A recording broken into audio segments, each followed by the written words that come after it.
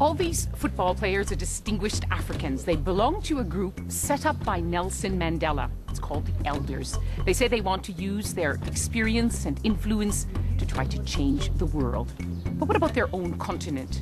Do they have a game plan for Africa? What lies ahead for Africa after the World Cup? Well, now on BBC World News, as the tournament comes to an end, Desmond Tutu, Graca Mache, Kofi Annan and Lakhdar Brahmi kick around ideas and a football with Lise Doucette. The party is almost over, but the buzz will resonate for a long time to come. This has been Africa's moment. Its footballing dreams may have been short-lived, but as they say, football is more than just a game. 53 nations seemed to pull together. Everyone got into the game. Come on, Graca. At the start of the World Cup, I met some eminent fans. South African Desmond Tutu puts on his trainers. Purple, of course, for an archbishop. Ghanaian Kofi Annan, who once ran the UN, has the run of the field. But Graca Mache, an international campaigner, isn't a bad footballer.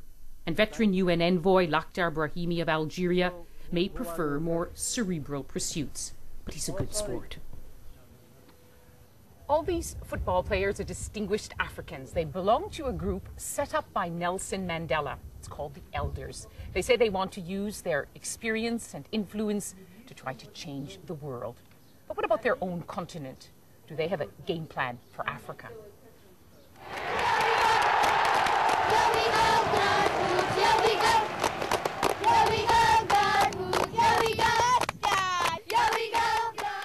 Thank you to all of you and welcome.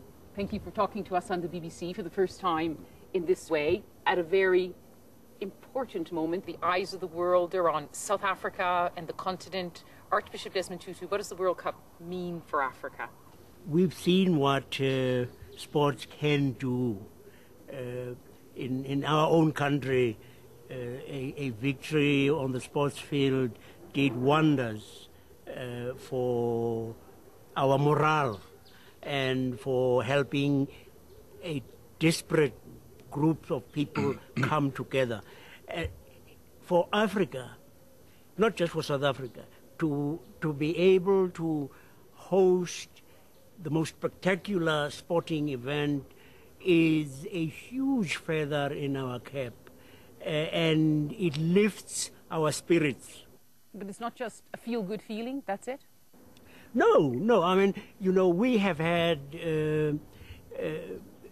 improvements to the infrastructure, I mean, the roads. Those are going to be there still after the World Cup.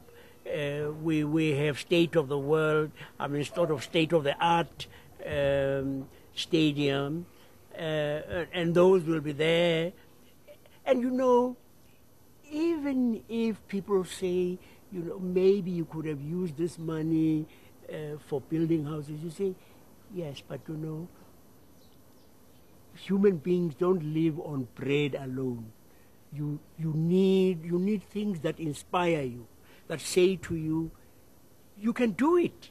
Kofi Annan, football can really bring change to Africa? Sometimes one wonderful day in our lives is much better than years of misery. We remember that day. We remember how wonderful and how exciting it was. And it also gives us hope that it is possible to live that kind of experience. It is possible to build on it. Graca Mache, is it only the men who are soccer mad? Sports brings people together. And at this time, it's like all of us, regardless of rich and poor, black and white, whether you are in South Africa, whether you're in North Africa, wherever you are, all of us, we take pride and we feel we are one. Lakhdar Brahmi, is that really the message? From a very diverse continent, of course. In our case, you see, our continent is a continent who, let's face it, has been in the news these last few years, mainly for the wrong reasons. We have been in the news because of the problems that are in our continent. So I think all Africans are extremely happy to see that we are going to be in the news for something good. But when the former African leader Thabo Mbeki was campaigning for these games, he said, I want to see it will create ripples of confidence from Cape Town to Cairo. Many are now saying it's mainly for South Africa. When we won the bid, from from that moment on, we said, this is not just for South Africa. Yeah. This is the World Cup for Africa. And that has always been the refrain.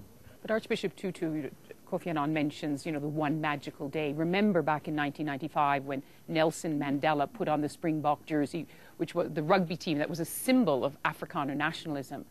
But the apartheid, the divisions of apartheid didn't go away with that one gesture. That victory did more for our country in terms of bringing us together than my sermons for a whole year.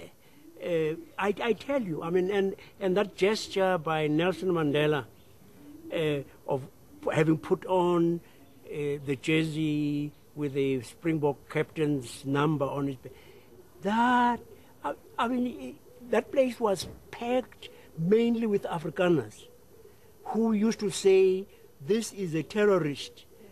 When he stepped on the turf, they were shouting their heads off, Nelson, Nelson.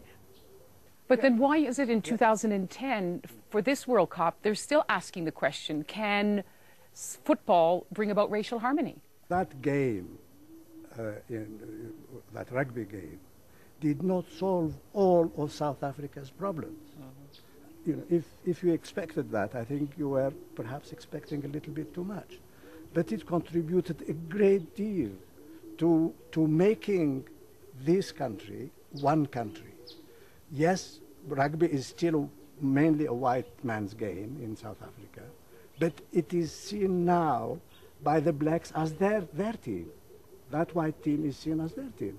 And the black team that play football is seen by a lot of whites as their team. It hasn't solved all the problems. This World Cup is not going to solve all our problems in Africa. As a matter of fact, it probably will solve none of our problems. But I think it's going, as Kofi said, it's going to give us one nice day, one nice month, actually, in our lives. I think it is going to be much more than one day or 1 month. I think what this World Cup will help us as Africans is that sense of strengthening our oneness, our self-esteem. I think that's extremely important. You may not understand this. This is a continent which was oppressed for hundreds, if not thousands of years, okay? Our own self-perception was very severely, hurt. We need this kind of things which tell us how great we are and how good we can be and how much we can achieve. But is football so magical? And we do know about the magic of sport, but take just South Africa, where the gap between the rich and the poor is said to be one of the biggest in the world. I think you are concentrating on a very, very wrong direction. And but even it if you it is true, it does. But you don't also ask how much we have gone, what we have achieved. You only concentrate on what we still have to do.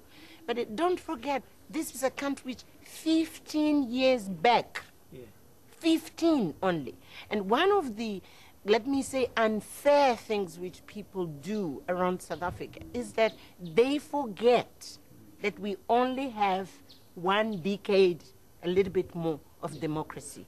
Yes, we have changed completely, although we still have these very, very high, levels of poverty. This year, 17 African nations are going to mark 50 years of independence. No, I think we've achieved a lot, but we have a long way to go. And leadership and governance will make a real difference. What is it that even Africans call it an African disease? How many presidents for life there are in Africa now? No, I think those situations are changing and will change. First of all, the civil society in Africa is becoming very active and robust and putting pressure on the political elite and trying to hold them to account. We have had many more elections on the continent. Yes, some have had problems associated with it. But as you look around the continent and the generational change is taking place, you're going to see fewer and fewer presidents who are going to be able to stick around for 30, 40 years. They are not kings. They should not be able to hold on to power for that long. But how do dynamic young men and women get access to those institutions where they can become future leaders? You know, I belong to the generation you were talking about that fought for independence and won independence. And when I see, you know, our collective performance over the last few years, I think I am very, very critical, self-critical. We haven't done as well as we should have. But as Graca said, I think when if you want to make a balance sheet, look at the whole picture. And if you are going to compare the situations that exist now with what existed before, I think you will see that even in the worst of our countries, the child mortality is much better than before. Not all our kids are in school, but much more kids are in school than they were before, and so on. Having said that, you are absolutely right that our young people are starved of success. You see, you and I who were around, all of us who were around in those dark days, we can say, okay, we haven't done very well, but it's not too bad. We've made some progress. But the young man who was born 20 years ago, he doesn't know about that. And he said, I don't care about that. My life is no bloody good.